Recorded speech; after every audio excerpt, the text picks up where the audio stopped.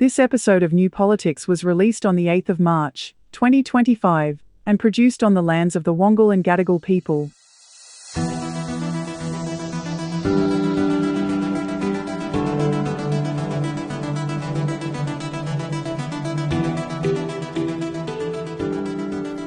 And hello, David. I hope you've had a good week, and it looks like it's been another big week in politics yet again. Things aren't slowing down, and as tensions rise internationally, we feel it in all kinds of odd ways in Australia. I was thinking this morning, the rain that we've currently got in Sydney is the edge of the cyclone in northern New South Wales and southern Queensland. And if there's anyone listening from those regions, we're thinking of you, and stay safe, and hopefully everything will be all right at the end of it. I'm not sure anyone will be, because you've got better things to do than listen to a podcast, but... Oh, that's right. By the time that people listen to this episode, the cyclone might have already passed, but we just hope that it's not as intense as it's being suggested. Yeah. And also the area has had its fair share of cyclones and flooding over the past decade or so, but I hope everyone stays well and stays safe, and let's just hope for the best there. Yep, exactly. But we're seeing the chaos in the United States, I think, is starting to have effects here, as our foreign policy is now not sure what to do. Having tied themselves to AUKUS very tightly, they've got to get out of it as quickly as possible, I think, as the rest of the world that shares more closely our values and our heritages and is moving away from the United States. And we will be talking about the changing nature of the relationships that the United States has got with its allies. And I think that this is an issue that needs to be discussed with the electorate at the next election. We're also looking at the economy and how that's shaping up for the next election. We've also got a conversation with Dr. Victoria Fielding from the University of Adelaide, and that's about how News Corporation manipulates the media and political issues in Australia. So I guess a lot of these issues are being framed around the next federal election, and we'll probably keep doing this until the election is actually called and is finally over, whenever that might be. I suspect it will be closer to May now. He's running out of dates to have it in April. There's been some quite bizarre accusations. Peter Dutton claimed that Anthony Albanese would call the election during the cyclone, which was an odd claim to make. Well, the point is that you never politicise a natural disaster, as Scott Morrison found out to his detriment. Yeah, it cost Scott Morrison his job. It never shook him. Dutton has been maybe a bit smarter in walking away from it much more quickly than Morrison walked away from his gaffe. But it's funny the things people remember. Here it is. Here it is. Here it is. Here it is.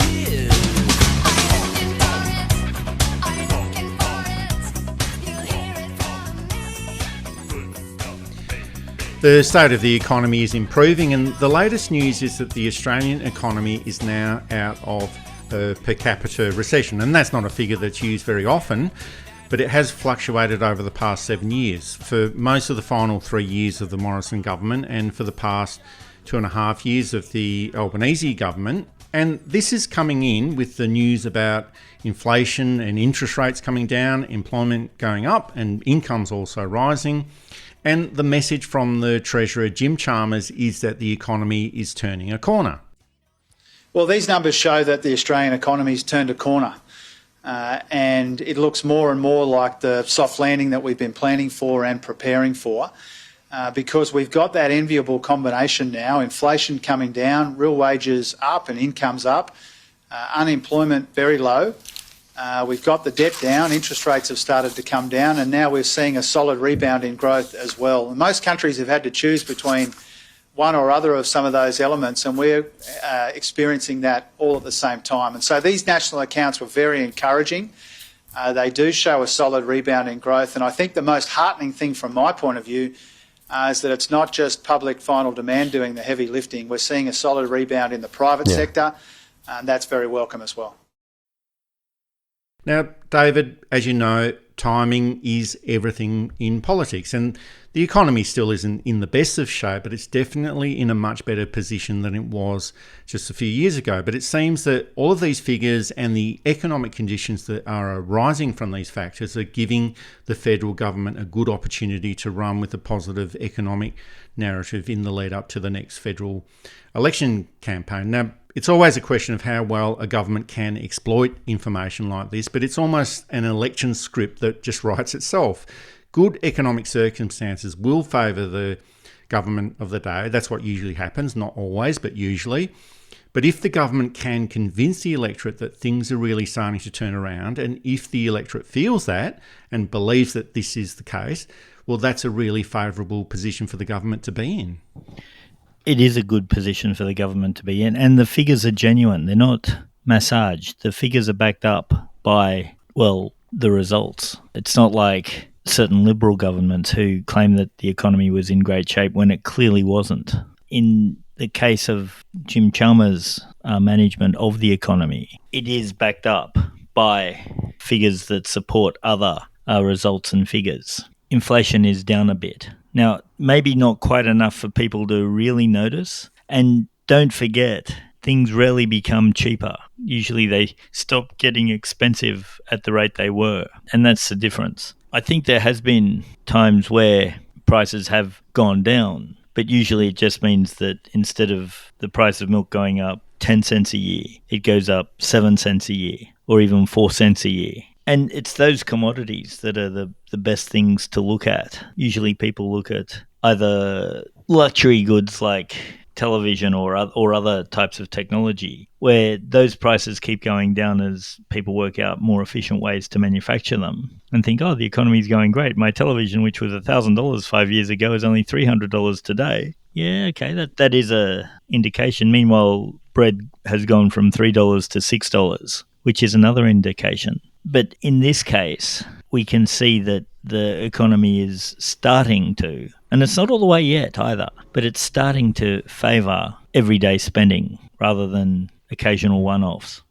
I think as time goes on, it's just becoming harder for the media and for the coalition to run a counter narrative. And the media has dropped that cost of living narrative that they've been running over the past few years, because that's an argument that's harder to sustain if it's not actually correct. And we've seen how the media behaves in these circumstances pretty much whenever there is a Labor government, that for every piece of economic good news, the media comes out to negate. And I can accept that that's what the coalition will do because that's sort of their job, but the media always works in cahoots with the coalition government on this sort of stuff. And, you know, interest rates come down, well, that's not good enough. It should be lower. Employment levels go up, well, should even be higher. Wages are up, should be even higher.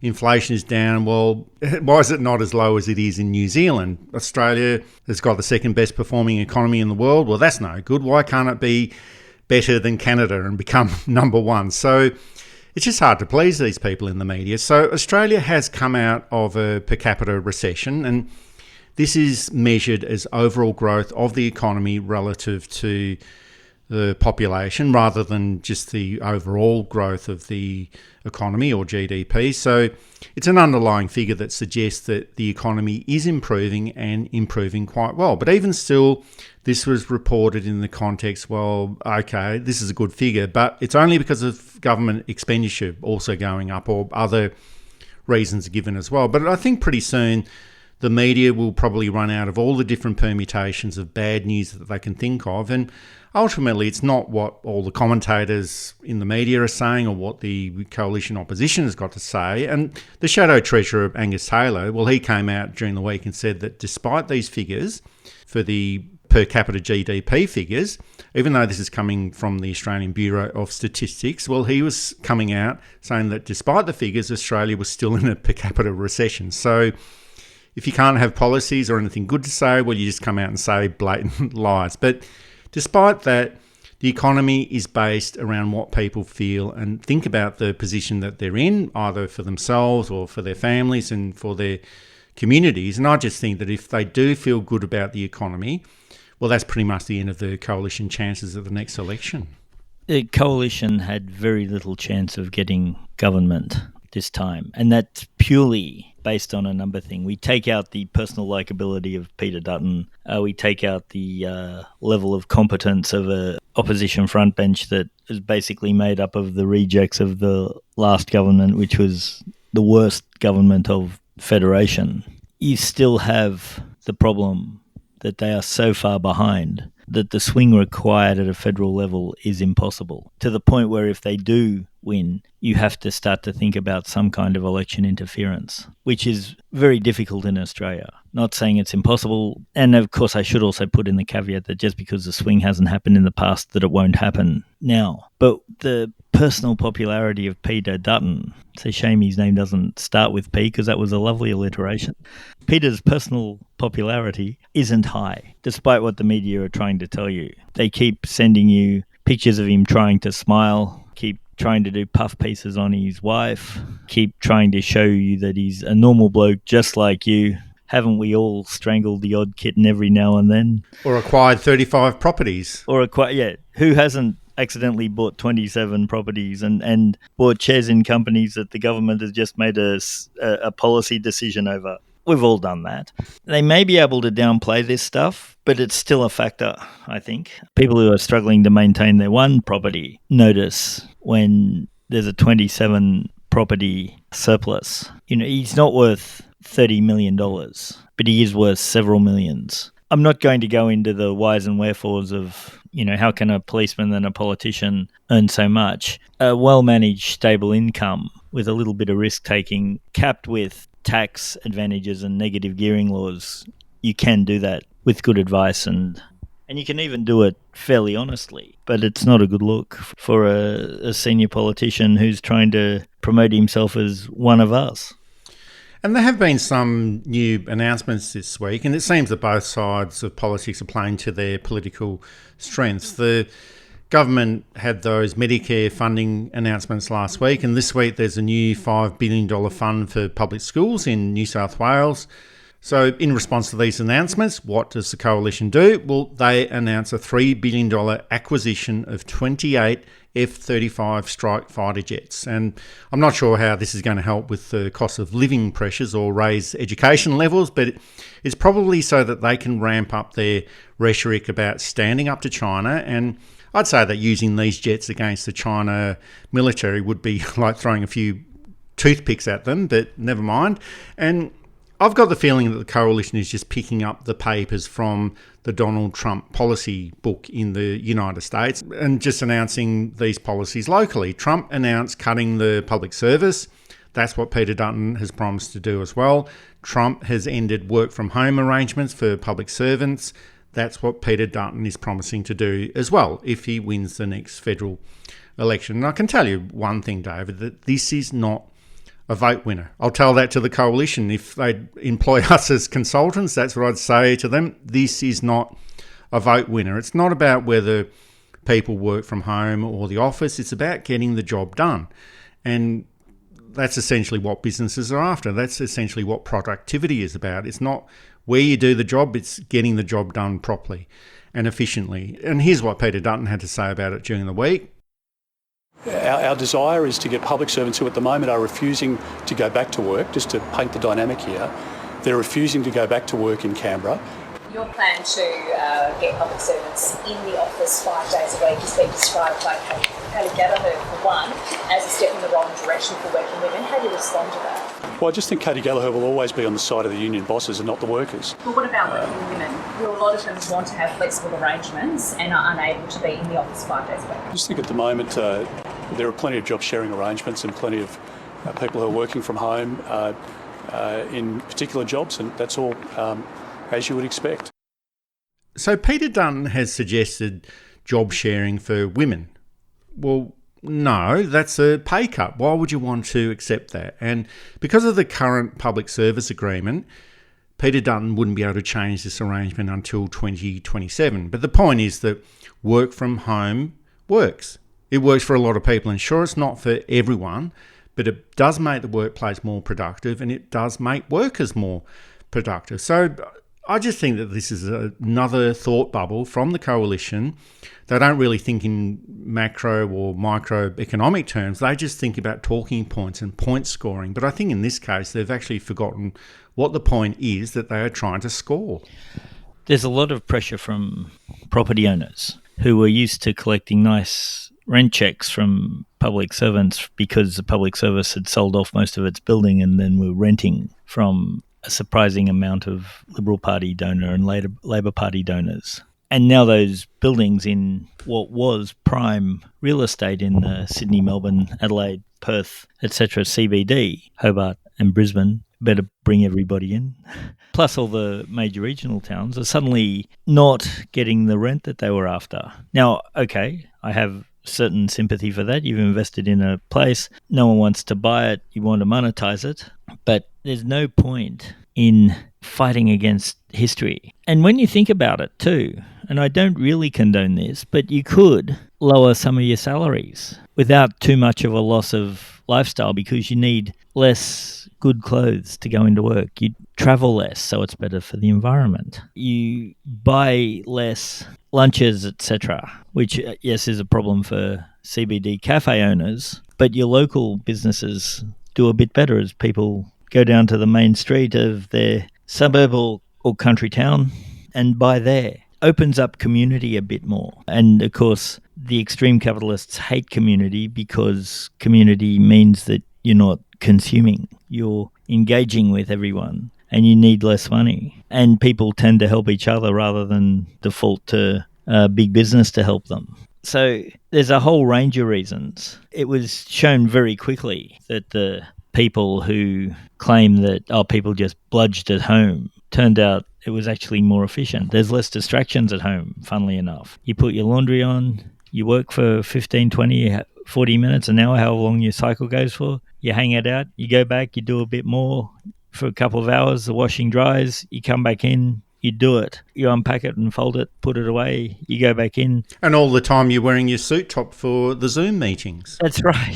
Yeah, you've got your tracksuit pants on and your business on the top, and it works for a lot of people. You can go and get the kids at 3:15 and they've found that there's less sitting around yakking to each other. The pointless meetings haven't stopped, but with the ability to turn the camera and the microphone off, you can do other bits of work while you're listening to what's going on in the meeting and then engage when you're asked a direct question. Now, I know that there are some people who, and it's probably a significant minority, but it's a minority, who love going in and the social aspect of work and working in a team and bouncing off the energy that a team of people can give you. And that's not invalid at all. And I'm not going to say, that's, you shouldn't do that because everybody else. So there are things to be managed. And another point was that for career development, it's hard because it's harder to network. But most places will still have 2 days or 3 days in at work a week and 2 days at home. And maybe that's a compromise.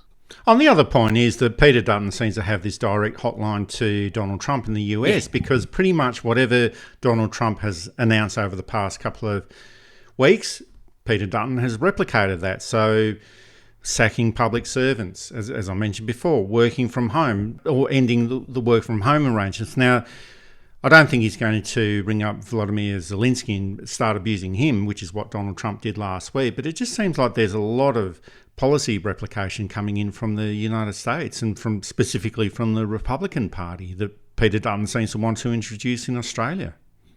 It's American billionaires whose whole thing is getting rid of government so they don't have to pay tax or pay proper wages. And that people have fallen for this, that the people who can afford to pay a little bit more tax, if in Australia News Corp paid $100 million in tax, that's actually $100 million more than they're paying. Now, it mightn't be much, but it's better than nothing. They can probably afford $500 million. And that starts to fund departments. And then you get things like, GST, that inefficient, unfair, iniquitous tax that devolves responsibility from those who should be collecting tax and hammers into the poor, could be scrapped. And we could have a much more efficient taxation system. Well, we could also get rid of HECS. That's a tax on education. Yeah.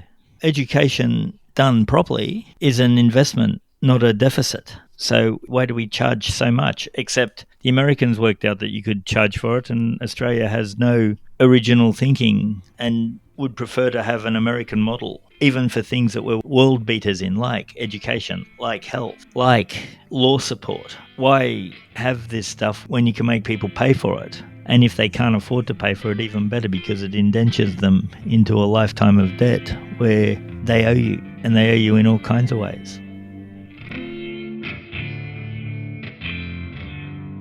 This is New Politics with Eddie Djokovic and David Lewis, the best podcast on Australian politics and news commentary. You can support us through Patreon and Substack, and also find us at newpolitics.com.au.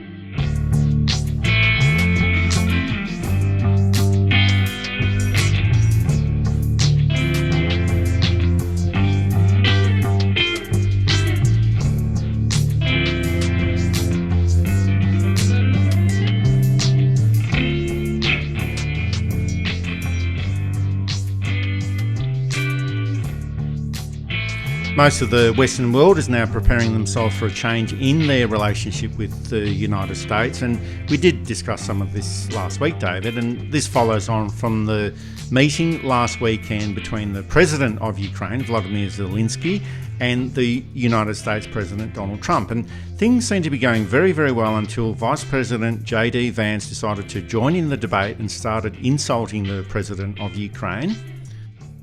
I'm talking about the kind of diplomacy that's going to end the destruction of your country. Yes, but if you are not strong... Mr. President, with respect, I think it's disrespectful for you to come into the Oval Office and try to litigate this in front of the American media. You should be thanking the President for trying to bring an end to this conflict. Have you ever been to Ukraine that you say what problems we have?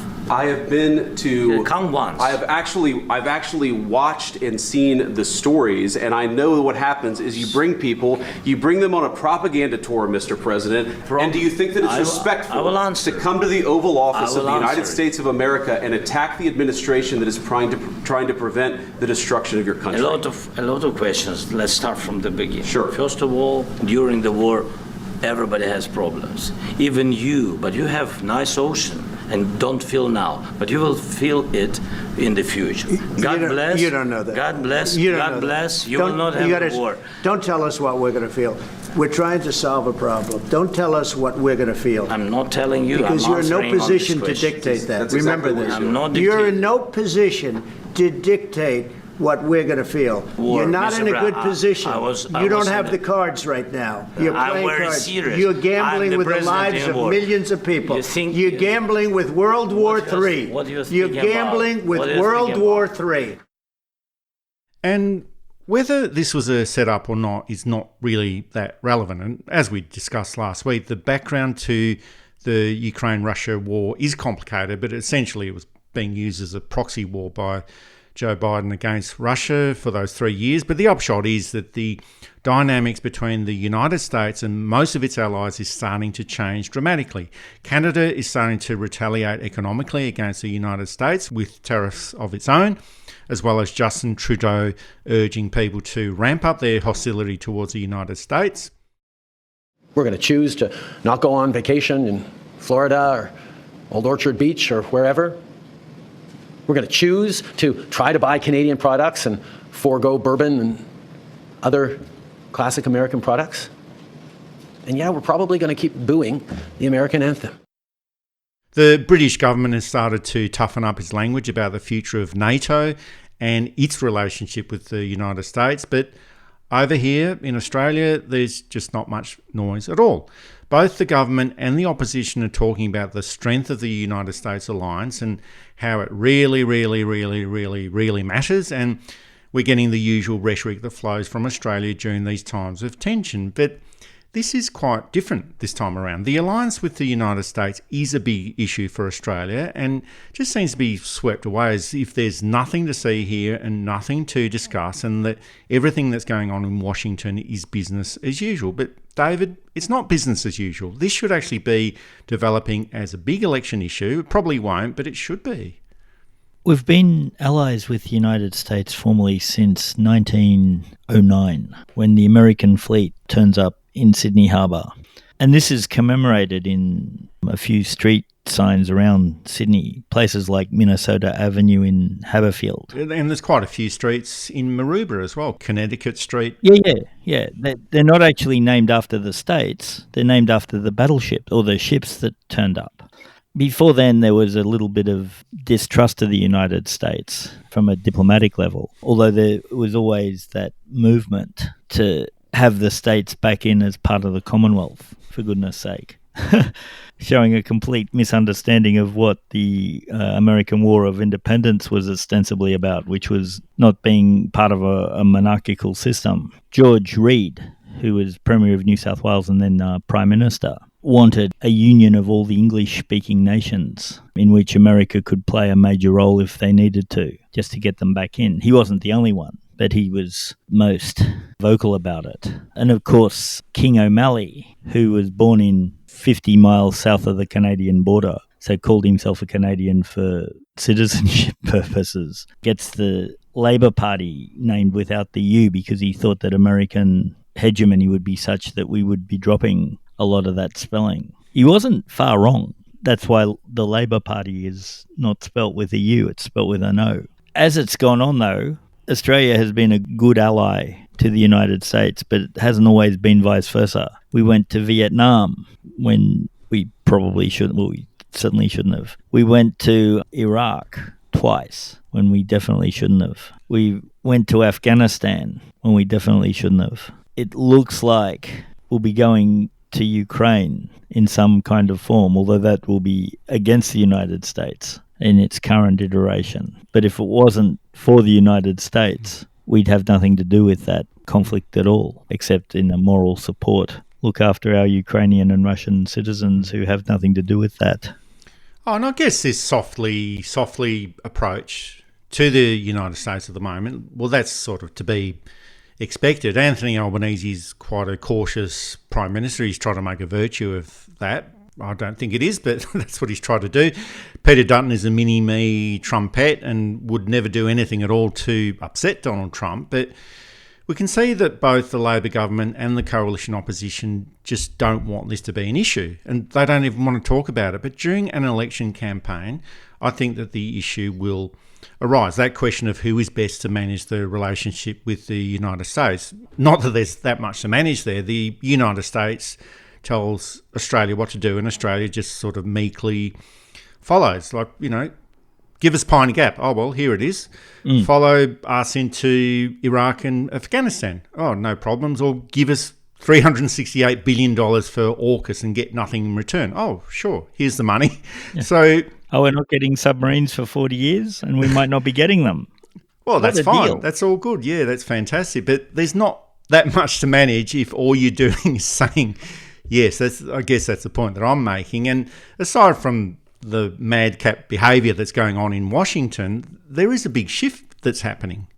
And this has got big ramifications for Australia. So why is this not being discussed with the public? And foreign affairs doesn't really feature very much during election campaigns. I think the last election that would have had foreign affairs as part of it would have been the 2001 election, with the spectre of the 9/11 bombings hovering in the background, and that's always going to be in the context of national security as well. And we know that with national security and asylum seeker policy, that's almost like kryptonite for the Labor Party. So they'll probably avoid discussing the future of the United States alliance totally during the election campaign. But I guess the other issue is that Australia doesn't really have any cards to play with, and that was a big thing that Donald Trump said to Volodymyr Zelensky on the weekend, that he'd run out of cards to play with. And Canada is applying tariffs on energy supplies going into the United States, and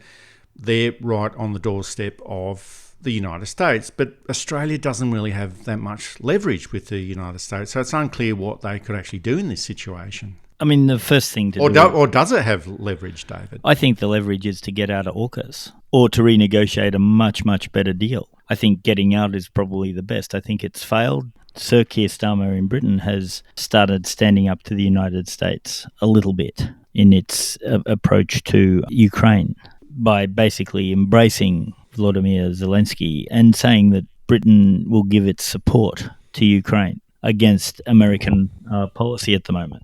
That's probably enough to kill AUKUS. Donald Trump was asked about AUKUS and he didn't know what it was. Well, we don't even know what it is, David. And we don't even know what it is. So I don't know that many hearts will be broken. It was negotiated by a prime minister who, in the end, had no legitimacy and has been shown that most of his actions did not work for the betterment or even the benefit of Australia. So they have so many ways that they could even quietly break it and say, that's it. And then I don't know that you could go back to the French and say, can we talk about those submarines again without it costing a lot more money again? Or perhaps look at Australian naval defence from a much less small range thing and look at it from other ways.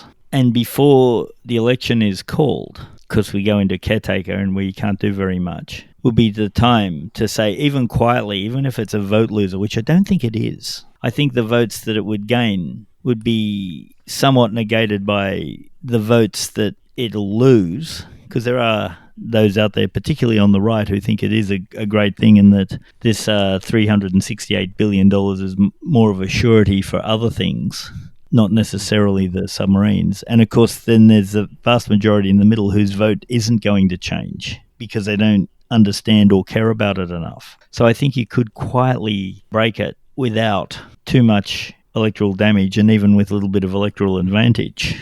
Oh, well, I think that standing up to the United States would actually be an electoral advantage at this point. But the other point is, well, what is the federal government afraid of? And back in 2003, this is what the Labor leader Simon Crean, he was the opposition leader at that time, but this is what Simon Crean said to George W. Bush when he visited Australia. Now, the Australian perspective is bound to differ from time to time with the perspective of the United States. And of course, on occasions, friends do disagree, as we did on this side with you on the war in Iraq. But such is the strength of our shared values, our interests, our principles, that those differences can enrich rather than diminish. They can strengthen rather than weaken the partnership. Our commitment to the alliance remains unshakable, as does our commitment to the war on terror. But friends must be honest with each other. Honesty is, after all, the foundation stone of that great Australian value, mateship. And that's the essence of the relationship with the United States or any other international relationship. It's got to be based on honesty. And I just think that at the moment it's a very dishonest relationship. And I'm not expecting Anthony Albanese to pick up the phone and say, oh, look, Donald, you're behaving like a real dickhead here. If we have to pay that 25% tariff, well, we're just going to take back Pine Gap. Well, that would be good, but he's just not going to do that. And we had a little bit of honesty during the week from the WA Premier, Roger Cook, during an election forum when he was asked about the first word that he would think of to this particular question. JD Vance is a... knob.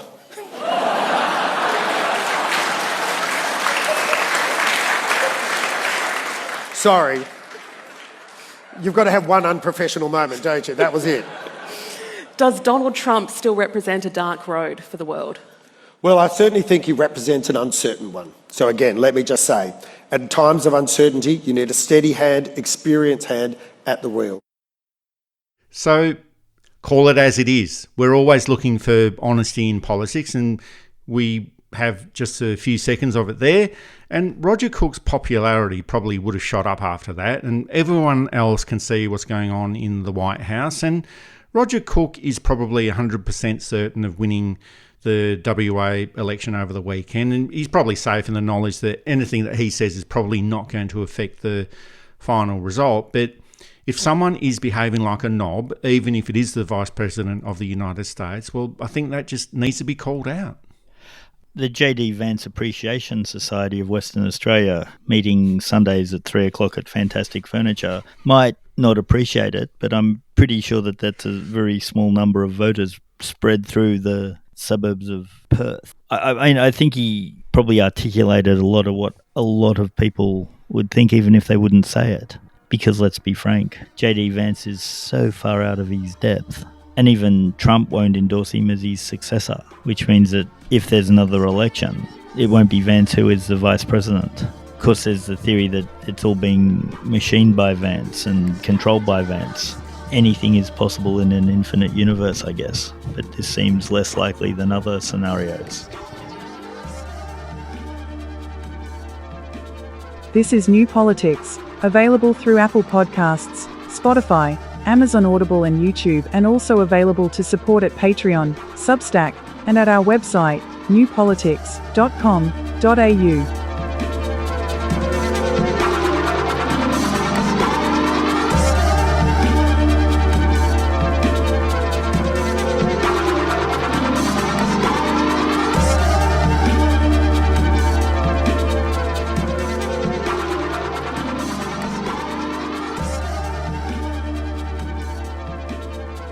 There is some new research that has been released through the University of Adelaide, and it looks at the role of News Corporation as a strong advocate of divisive conservative values and interference in the political system, rather than just being a typical news outlet. And that to me doesn't seem to be in the public interest.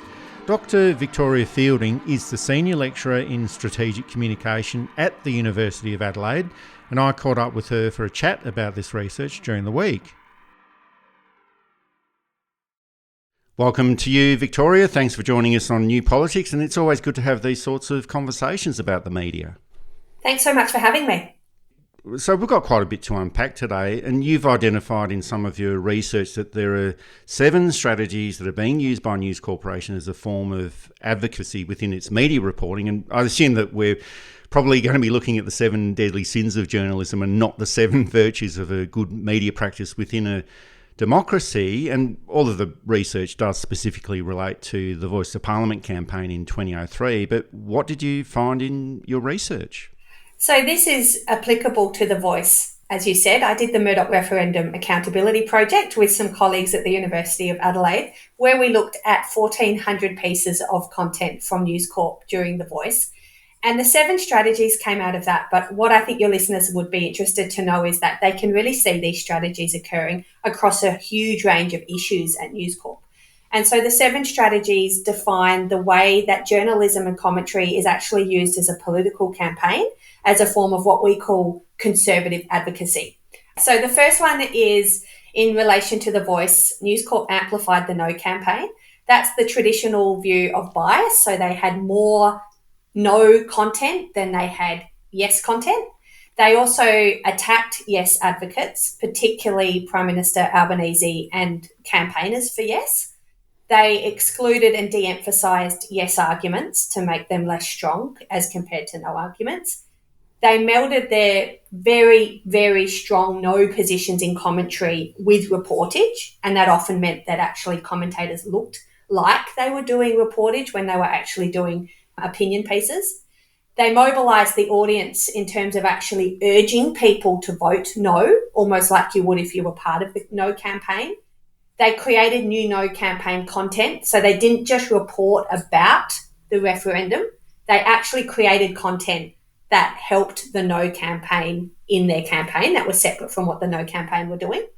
And the last thing that I think was really important that we see News Corp doing a lot across all issues is that they called the rest of the media biased towards the yes campaign, so the ABC and the Guardian in particular, and that's a way of delegitimising other media, which also delegitimises the yes arguments that are used across other media. And across those 7 strategies, we have theorised in a recently published paper in the International Journal of Communication that this was a process that was really not good for the democratic contest, because media is meant to give both sides equal opportunity to put their case forward. But rather than doing that, News Corp marginalised Aboriginal voices who were campaigning for the yes campaign, and in doing so marginalised the voices that were challenging power, making it really difficult for them to get their perspective across. Oh, but my feeling is that it wasn't just News Corporation. You mentioned that News Corporation was attacking many other media outlets, but we can certainly say that News Corporation was leading this chorus against the Voice of Parliament. But from that time, I can remember seeing a lot of other stuff within the Australian Film Review, 7 West Media, 9 Media, 10, and even within the ABC. And generally, well, you're right, we just shouldn't expect that the media is going to campaign for one side or another, irrespective of what the perspective is.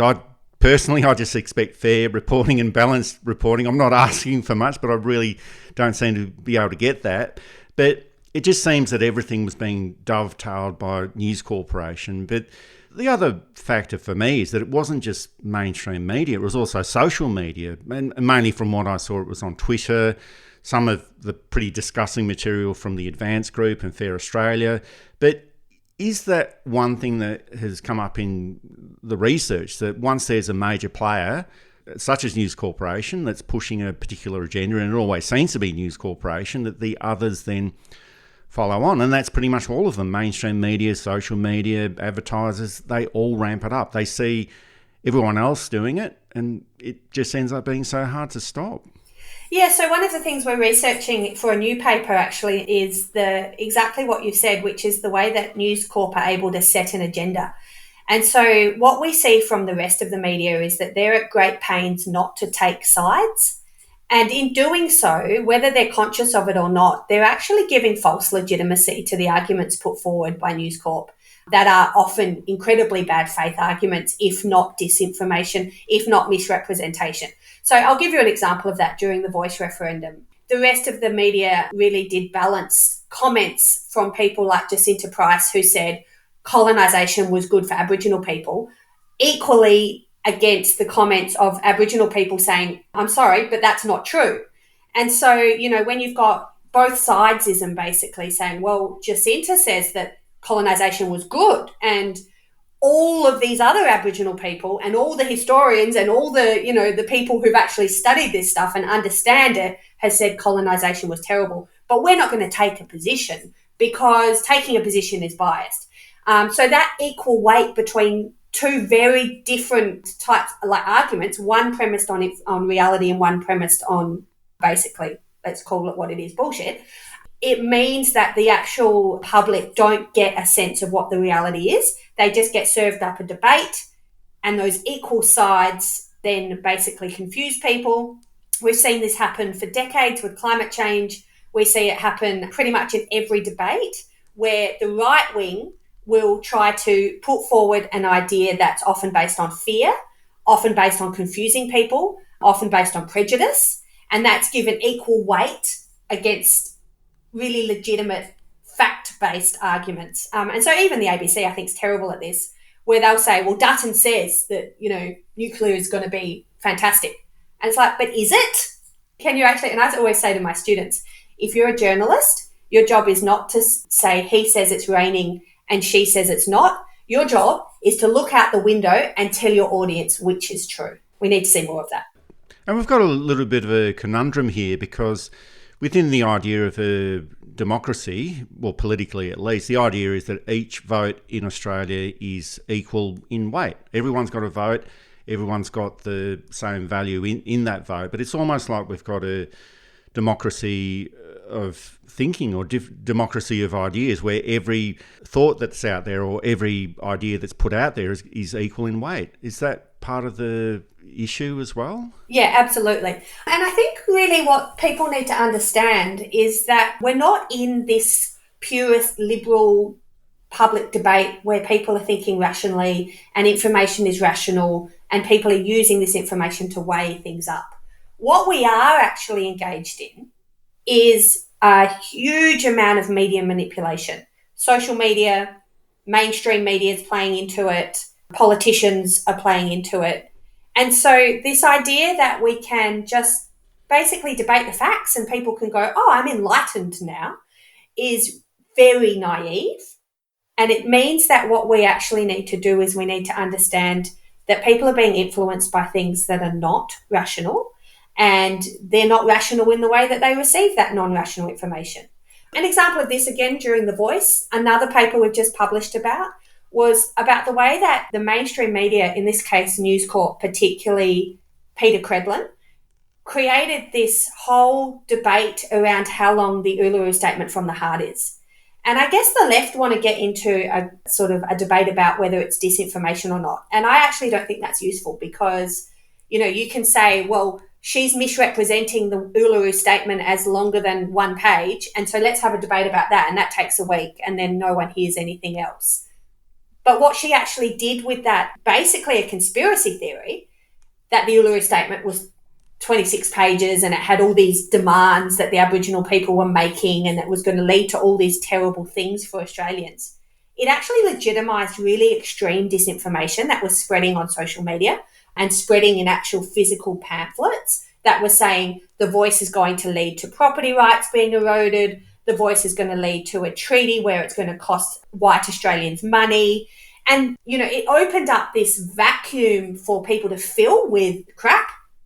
And that was, I think, incredibly powerful during The Voice because The Voice started off as this really innocent advisory body. And by the end of the campaign, it was this nefarious conspiracy theory about what was actually going to happen. And then coupled with that, if you don't know, vote no. Well, of course people didn't know because they'd just been fed a huge amount of propaganda about it that they didn't understand. So, the way that this public sphere is actually operating is not in a rational way. And the more that we research this, the more it's clear that there's no going back to a rational debate if there ever was one to begin with. And we actually have to compete on these terms. Oh, but I guess also with the conservative media in Australia, and especially News Corporation, well, it's always been a combination of misinformation, disinformation, racism, prejudice, and I guess it has been ramped up a lot more over the past 15 to 20 years, and they seem to have a lot of campaigns. This is News Corporation that I'm talking about. They've had a lot of campaigns against progressive issues, and it doesn't matter really what it is: climate change, gender issues, inclusivity, educational equity, Indigenous issues, renewable energy, whatever it is. It seems like all of this just has to be destroyed by News Corporation. They're on a mission, and as bad as all of that is, it seems like there's now a consolidated template to be used by the likes of News Corporation, Fair Australia, Advance Group, or whoever else, the Liberal Party, and they can now say, well, look at how well that worked for us in 2023 with the no case in the Voice to Parliament. That's our template. That worked really well for us. And of course, there's a federal election coming up within a couple of months, but have you seen any evidence that these same players are starting up again? They're starting to ramp it up using these 7 campaign tactics that you talked about for the federal election, or have they been using it for other campaigns that you're aware of since the Voice of Parliament? Yeah, so absolutely it's a template, but I think, we saw the same thing in Brexit. We saw the same thing with Trump, all of Trump's elections so far. We're seeing the same thing with Fox News, particularly siding with Trump despite all of the outrage from everybody else, defending the way he spoke to Zelensky over the weekend, that sort of thing. So what I think is really important to know is that these groups actually get emboldened when they win. Advance Australia was really very much a joke in the last federal election, going after the Teals, going after independents who were going against hard right Liberal candidates. But they've been emboldened, and I'm seeing Advance everywhere now. They're actually quite overt. They come out and they actually do hand out how to vote cards under the name of Advance rather than just being sort of a shady group in the background. We've already seen in the federal election, they're particularly taking on the Teals again. I guess that's because they see that defeating the Teals is the quickest way to get those Liberal seats back.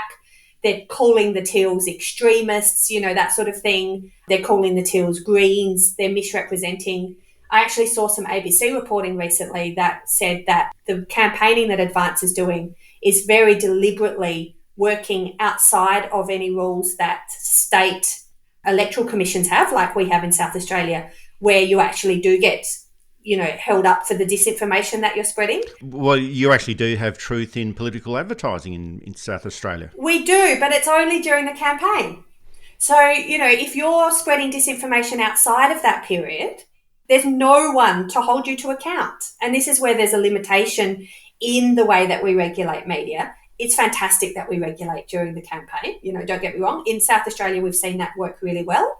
It's actually held, lots of different people to account. It's held the Liberal Party to account. It's even held Labor to account for making sure they're not, misrepresenting information. But when these groups understand these rules aren't going to touch them outside particular periods, they just go for it. So I feel that one of the things that we need to do to really understand what is happening is to start to call it out and actually call it for what it is. It's manipulation. These groups are manipulating people using fear, using information that is misrepresented, whether you want to call it disinformation or not. Let's not fight over the margins of whether something's provable or not, because that's just what they want us to do. I think the left in particular has really not grappled with what is happening here. I remember famously when Trump was campaigning very close to the 2016 election, and Michelle Obama, who Barack was campaigning then for Hillary Clinton, and Michelle Obama was incredibly powerful at the time as well. And she said, weeks before the election, when they go low, we go high. And she sort of stood on this mantle of left-wing virtue and saying, well, they're going to be grubby and we're going to be good and let them do it because we're better than that. I think we need to remember that Trump won weeks after that. And then he won again, 8 years later. So I'm not asking the left to be grubby. I'm not asking the left to spread misinformation or disinformation. Absolutely not. That's not the left-wing values. But I am asking them to recognise what the right are doing. And ideally, to start calling it out in a way that makes the public understand that it's a problem. When you survey the public, there's a huge amount of concern about disinformation, the way it's undermining democracy. That is across the political spectrum. There's a huge amount of concern watching Trump, what democracy is actually going to look like in the future in the US. There's a huge concern about whether people are fairly able to get their voices across. So when you start talking about this very much as democratic cheating, manipulating people in a way that makes them so confused that they don't actually know reality, that's cheating. And we need to start criticising it whenever we see it. So the public go, I know what that is. That's that thing that those people said they were doing. I can see how they're manipulating me now. That's not going to impact on me. And particularly with News Corp. But News Corp get their power from the fact that they are a news organisation, and that gives them social legitimacy. That social legitimacy also lets them set an agenda across the political spectrum and to set an agenda in the rest of the media. So I think it's really important that we use research like mine to call them what they are. They are a political campaign outfit. They are no different from Advance. They work very closely with groups like Advance, and they're no different from them. So once people start recognising they're not giving you information that is like a news story that you can use to make use of, they're actually trying to persuade you of something, and they're doing it in an incredibly manipulative way on behalf of the right, who are, on behalf of the billionaires, then that's when we start to just go, I'm not going to consume it anymore. It's not going to impact me anymore because I see it for what it is. So stripping them of that power to influence through news, I think, is a really big part of this. Now, I don't want to depress our audience too much, but I think we always have to look for solutions, irrespective of how difficult those solutions might be or how difficult it is to find them. But something like the voice to Parliament, well, that was an impetus for change that took years and years and years to build up, but just a few months to destroy. And I'm not suggesting that reconciliation is dead or that we'll never arrive at a treaty process or a voice to Parliament. I just think that we'll have to arrive at that in a different way. But I guess my point is that it's just really hard to build up all of these processes for positive, progressive change, but it's very, very easy to destroy from a conservative perspective. So given that, what can we actually do? If we've identified that a player like News Corporation is a big, big problem, well, what are the solutions? Is it a royal commission tightening up regulations on the media and on social media? Do we look at changes to the Press Council, more education, or somehow copy the tactics that are used by the conservative forces? Now, you sort of rule that out, and I'm not sure how that could be done, just copying what the Conservatives are doing. I mean, it could end up being a combination of all of these different issues and all of these different factors. But Just thinking about what happened in the Voice of Parliament, what happened during that time, it was just totally unacceptable behaviour by the media, and all of that needs to change, but it's just a question of how do we get to that change? I mean, look, it's fascinating to me that even someone like James Murdoch, who is now engaged in a huge court battle with his father and his brother Lachlan, to stop them basically continuing on with this trajectory of using news media as a political campaign. James himself has said Fox News is bad for democracy. And so when the actual family that is behind this phenomenon is actually saying that, I feel like it's time that politicians started saying it. I feel like it's time that politicians started to say, well, it's not going to be easy to fix, but we can't do nothing. So I've always been a big supporter of a Royal Commission. I think a Royal Commission is a fantastic fact-finding operation that can particularly work out what we know that what the problem is from the content, but how is the content being developed? So what are the actual relationships between News Corp and right-wing politics, like on a day-to-day basis? What are the relationships between News Corp and groups like Advance Australia? Where are the interests, like the billionaires, actually having some impact on what is happening in this sphere? So information is really powerful, but it won't solve the problem, because knowing the problem doesn't actually solve the problem. I think one of the things that I like to talk about is that if we want a healthy democracy, we need a really vibrant and diverse public sphere. When News Corp is the biggest player by a long way and they're behaving like this, we do not have a diverse public sphere. So more funding for competitors is really important so that more voices can get out there and can compete against this hugely powerful beast. I also think that if you want to be that big, you have to sign up to some sort of code that does mean you have diversity. News Corp has almost entirely, like almost probably 96% of their commentators are overtly right-wing. So why can't they change that? They can. And if they want to remain the biggest, they should.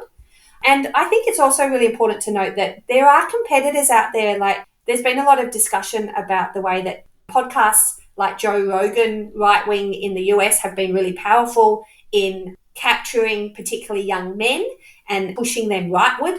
But just in the last month, while Trump has been sending a wrecking ball through the US, Midas Touch, who's a group of brothers who are left-wing, who do a very similar style of podcasting to you, but also probably a little bit more on the outrage side in terms of Trump because of how bad it is at the moment, they have actually overtaken Joe Rogan.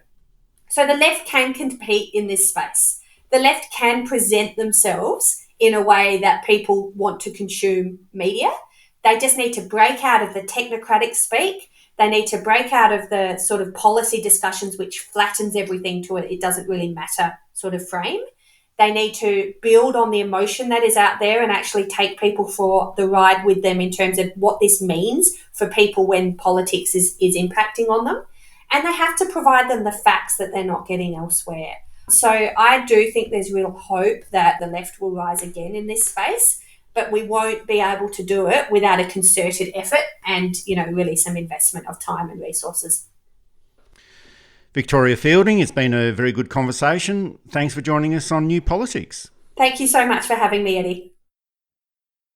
And now back over to you, David, but there's a lot of critical points that Victoria has raised here, and although her research primarily relates to the Voice of Parliament campaign from 2023, and my feeling is that a lot of what the Conservative forces picked up during that campaign is detrimental to the public interest. And it was almost like the Voice of Parliament was a bit of a testing ground for them. And I think that most people just want to have a fair and reasonable contest when it comes to either referenda or elections or just having public discussions about the issues that affect us all.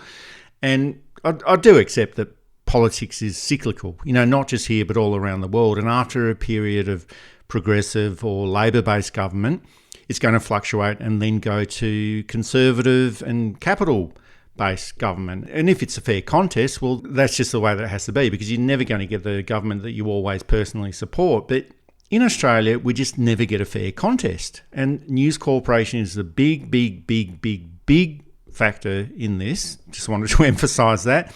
And even when we have governments as bad as the Abbott and Morrison governments, the coalition still stays in office for almost a decade, does all the damage, and a Labor government just scrapes over the line to get into office, as they did in the 2022 federal election, and ends up being hamstrung in what they can achieve. And the mainstream media is a big part of the problem, or a big part of this problem, especially News Corporation. And we're not saying anything new there, but I think that the research coming out of the University of Adelaide and all of those issues that Victoria spoke about adds to the case for change. And there just needs to be wholesale reform of the media landscape in Australia. It was a great interview. The point that really resonated me, and this probably goes back to what I've been harping on, is voters, and I exclude everyone listening to us, aren't rational creatures and easily manipulated by fear, easily manipulated by anxiety, easily manipulated by bad news that's easier to digest than good news. That was really key part. And I'm thinking back to the voice referendum when I remember talking to someone who said, if we let them in, it'll just be 20 Jacinta prices jumping up and down. And I remember saying, well, hold on, no. There are many, many more rational and calm Indigenous leaders. Stan Grant, for example. Now, I don't necessarily agree with Stan Grant, but he's a very quietly spoken, who seems to think through what he says a bit. But the Murdoch press had put through that it would just be bludgeoning women, because, if we're going to be racist, we may as well be sexist as well, who won't listen to anything and just take as much money out of the system as they possibly can for themselves and none for anybody else. The voice was never about that. And the notion that there wasn't enough detail. You don't put detail into the Constitution, or to an extent you don't. But it was seen as this big bureaucratic, more public servants taking our tax money, unlike News Corp, which is non-public servants taking our tax money. Non-experts trying to tell government how to legislate, unlike News Corp, which is non-experts trying to tell government how to legislate. And the Indigenous people can't manage themselves, unlike the Liberal Party who, economics and good economists will tell you this. Humans aren't rational actors, and if you can tap into the irrationality of human decision, you've got a big advantage. That's it for this episode of New Politics. Thanks for listening in. And if you'd like to support our style of journalism and commentary, please make a donation at our website at newpolitics.com.au. We don't beg, plead, beseech or gaslight you about journalism coming to an end. We just keep it very simple. If you like what we do, please send some support our way. It keeps our commitment to independent journalism ticking along. I'm Eddie Djokovic. Thanks for listening in, and it's goodbye to our listeners. I'm David Lewis. We'll see you next time.